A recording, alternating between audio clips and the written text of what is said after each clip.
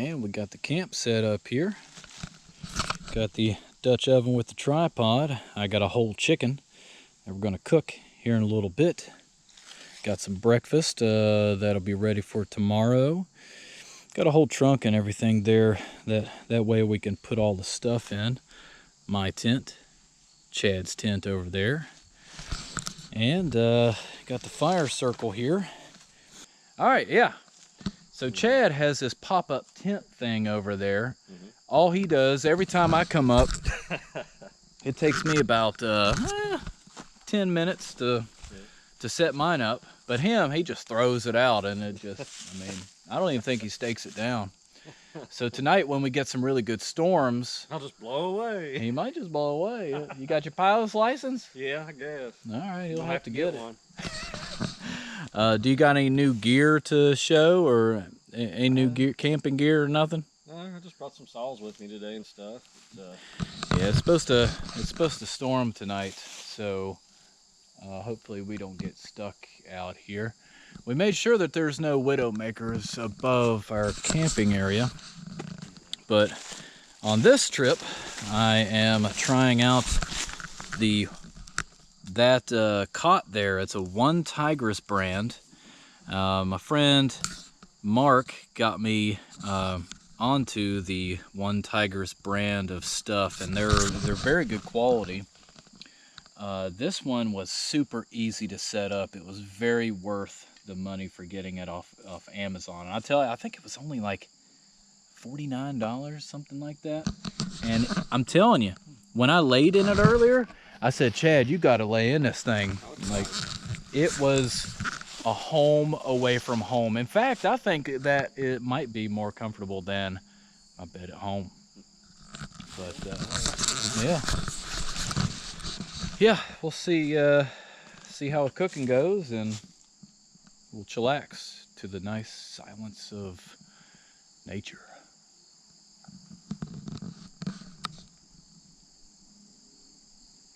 Yeah, here is a better picture of the living arrangements here.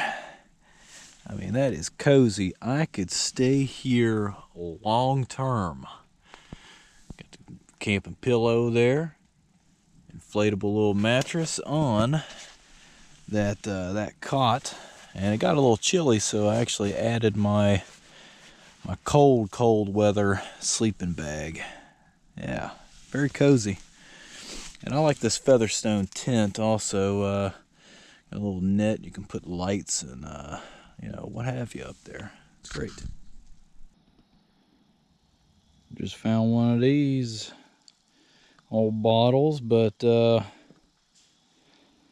yeah, I don't think it's a cork top. I think that's something that they used to put a metal cap on, but yeah, it's an older bottle.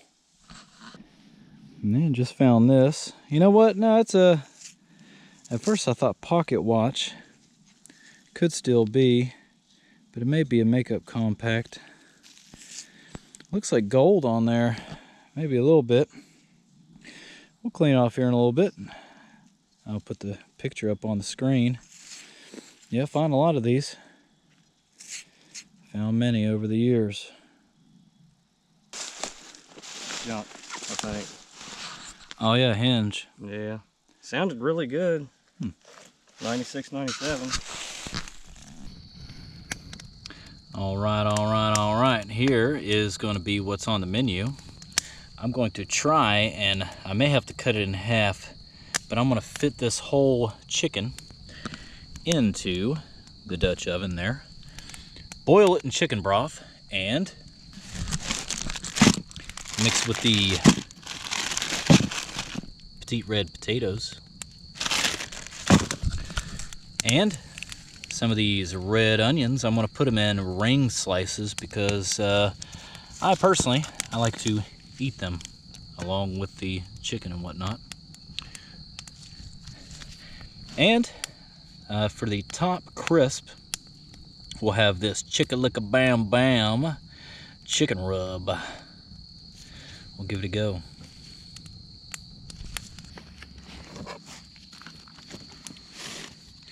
Yeah, like my cutting board?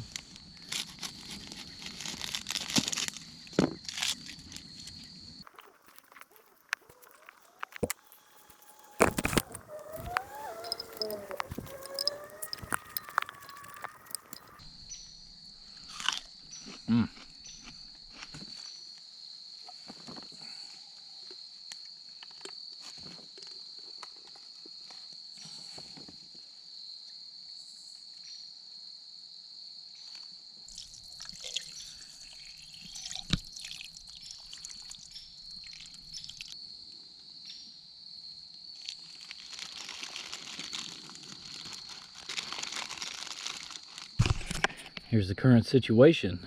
And the Dutch oven is, it's a little full. All right, this video is going to be how to start a campfire in Appalachia. All right, so first off, create a little fire circle here. And right here, I always give a little bit of an air tunnel there. Not quite a Dakota fire pit, but just got the little wind tunnel there for air to enter the area. And first, what I have over here is, this stuff comes from a sycamore tree.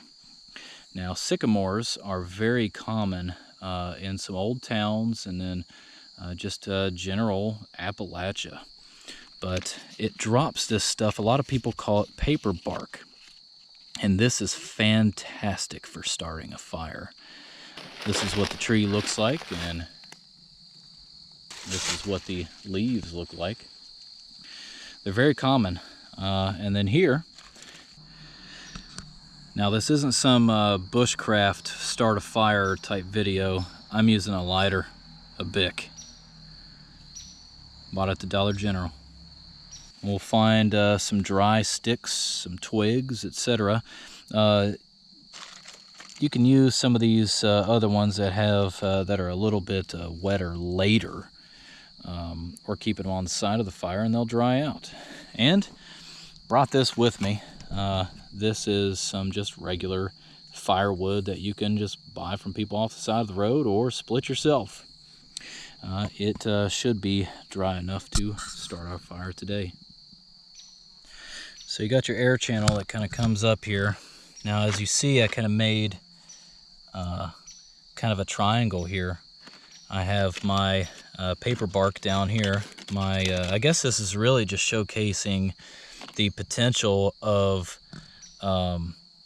this type of bark here to start a fire. And then we have our dry twigs and everything underneath here.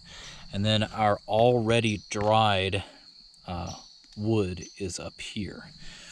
So yeah, I guess it's really just to showcase the paper bark. So here we go.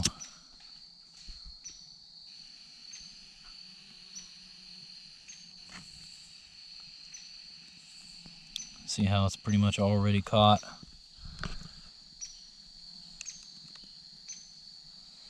And of course, heat rises.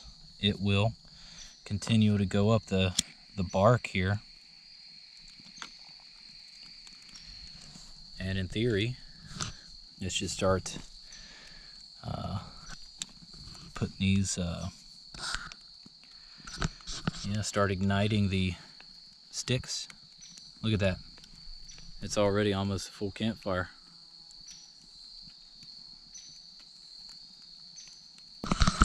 The intent of the fire today is going to be to use this Dutch oven tripod here.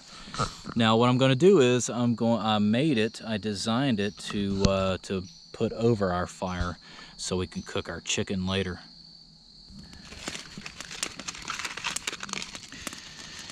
And I mean, you never go wrong, just keep adding the bark up underneath. Like I said, it gives it a nice little boost, and you can see the sticks are already igniting. And if you blow through this little air channel, woohoo! Oh yeah, look at that.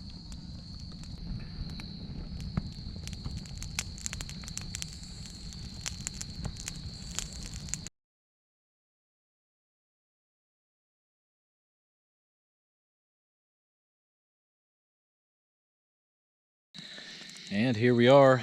I mean, that dinner really hit the spot. What do you think, Chad? Absolutely. Yeah. And we're sitting here by the campfire listening to the coyotes in the distance. Yeah, they're kind of quiet right now. But I'm sure those coyotes really smell this dinner. Smell that big old chicken. Hopefully, we don't get any unwanted visitors tonight. There you go. I mean, coyotes are usually pretty timid, but if they come in your camp, You may not know about it. Yeah. Plus they travel in packs like a wolf. Yeah, right. They travel in packs. And it's interesting to note that if you're on top of a mountain and if you hear coyotes off the distance of one valley, they'll have a different language. Like you can actually hear them making different sounds than the other coyote pack in the adjacent valley or the opposite valley. Yeah, interesting out here in the vast wilderness of Appalachia. Yeah, tomorrow's a new day and we'll see what all we come up with.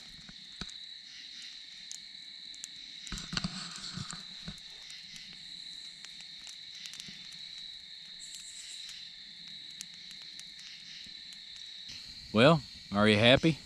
Yeah, oh yeah, fairly happy. Be a lot happier if we found some gold coins. Yeah. Well, I mean, there were gold coins traded during the time that this place was, so. I figure the reason why we don't find much of that too, one is poverty. You know, because West Virginia's always been known as, you know, a high poverty area.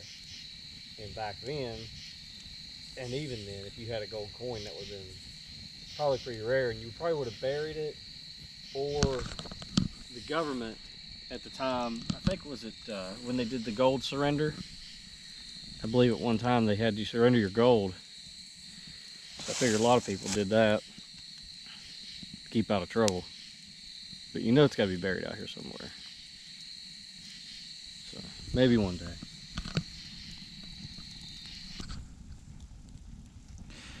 And I just started this fire because that was my desire. And I can hear Chad rumbling over there a little bit. And this morning we're gonna make some of these sausages. And I got the sourdough Thomas breakfast sandwich breads there. And I've been on a tzatziki kick. I don't know if y'all ever try this, but I want to put this on my breakfast sandwich. And I got some of these sun-dried tomatoes. They're really good. Yep. We'll do some early morning cooking and get to working.